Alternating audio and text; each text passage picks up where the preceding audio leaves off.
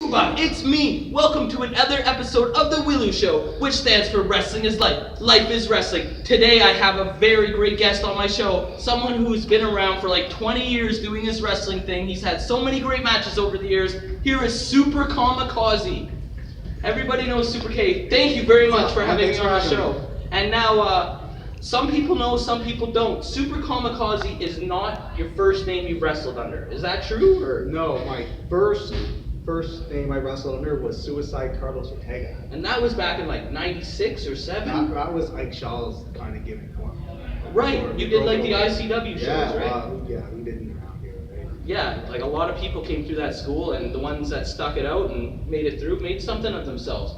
So as Suicide Carlos Ortega, and so you did a bunch of matches for ICW. What other promotions did you wrestle for back in those days? When we broke away from ICW, and when I say we, I mean Eric Young.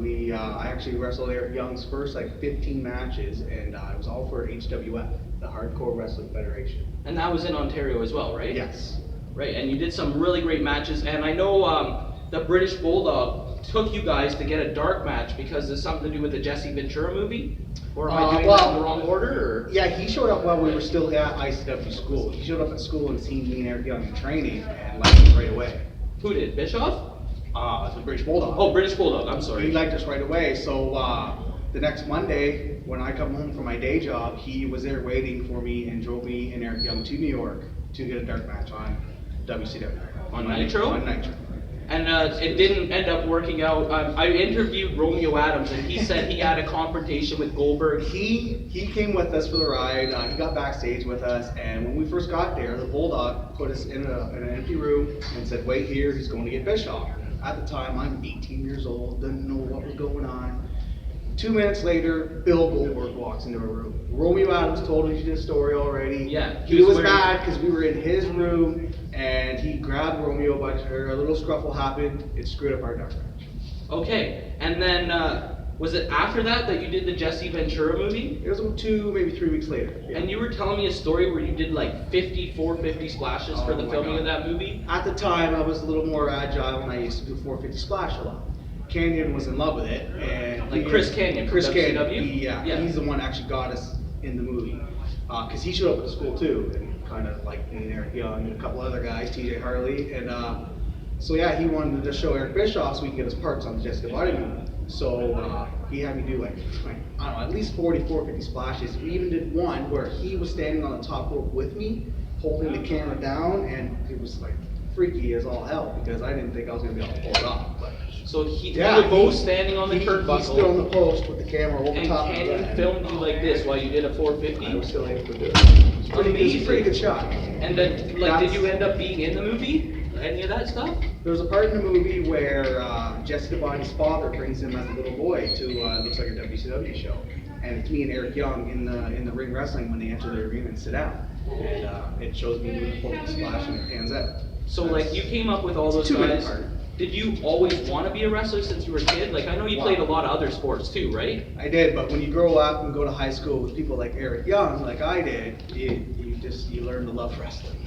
Yes. So what happened where you made the transition from Suicide Carlos Ortega to, was it Super Kamikaze next, or was it? No, I did Sean Ball. Suicide Sean Ball. That was all Danger Boy Derek Wild's idea, because after I broke away from wrestling Eric Young so many times, me and Derek Wild had matches, and then he got the idea he wanted to be a tag team. So I lost the mask to become a tag team with him. Remember Eric Stream. Eric Stream, and you did a whole bunch of great matches. I remember like there was this crazy tag team ladder match. Is that the one you broke your ankle in? Yeah. And that one, everyone talked about it back on the internet back in the day. This was like just when I broke into wrestling and I started going to the wrestling school. And then I know you took a bit of time off, and when I first met you, you were Suicide Sean Ball. And then we had quite a history. Yes, we did. We wrestled a bunch of matches in Elements nightclub in Kitchener. You actually retired Sean Ball. Yes, and me and you wrestled in was it both of our retirement matches? I just know if you lost, you had to retire. Mm-hmm. And I think maybe because I had the title or something, and then that Eddie Osborne came in and cost you your career. And then what made you make the decision to come back as Super Kamikaze? Personally, it was I felt like I didn't have any charisma to Sean. Once I broke away from our tag team with W.I.L.L.I.W. I stuck with Sean Ball for a while. I just didn't feel like I had the charisma. I needed that mask. And the masks are, like, And I used to get flack people saying I should have had a mask, and I think I should have listened. I think masks are more marketable. It's easier, like especially if you're a high flyer to work the It can crowd. help you get over with the crowd. But I personally, it was the charisma thing. So I everyone's was glad you're back, and then you had some neck issues. Am I correct on that? Yeah. And then you've recently just came back here in the last year. How does it feel to be back now? It feels great to be back. 3 years was a long time to sit on the sidelines with a concussion and broken neck. But it definitely feels great to be back. Because you do, like, I love wrestling, but I know you love wrestling. Anytime I've ever seen you, we talk wrestling. Like, what else are we going to talk about? So, you just came back, and you've had some fantastic matches already with, like, Eddie Osborne and just tonight against Josh Alexander. What is next in the future for Super Kamikaze? Well, when I went out with my neck injury, I was PWA champion, and it was stripped, and I wanted that. So you never lost it fairly. Like, no one pinned you for that belt.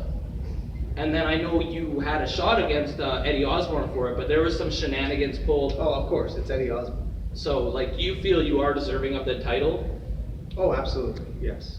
So, ladies and gentlemen, Super Kamikaze, if you don't know about his legendary, he's been around like 20 years. He's wrestled so many fantastic matches, folks.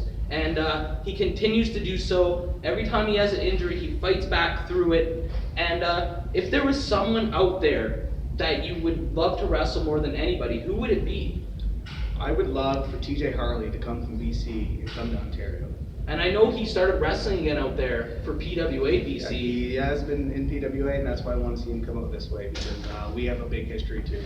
And he's a great wrestler. I wrestled him a couple times, and I always was not happy with my performance. And like wrestling a great wrestler like TJ Harley, you want to step it up, and I didn't feel I did, and I would love to redeem myself. Is there anyone like in NXT or WWE or Japan that you wish you could work if you had the chance? Anyone there. I used to have great matches with Ty Dillinger too. I would love, now that he's a huge superstar, I would love to get in the ring with him. Yeah, true enough. I know that story too. Ladies and gentlemen, this is Super Kamikaze. If you didn't know, I'm sorry, the cat's out of the bag. He was Suicide Sean Ball and Suicide Carlos Ortega. He's been around forever, and it was a true pleasure to have you on the show. And remember, on this show, like or you get a leg drop, comment or you get a clothesline, subscribe or you get a suplex. I'm your host, Elian Habanero, with Super Kamikaze. I love wrestling. Cuba!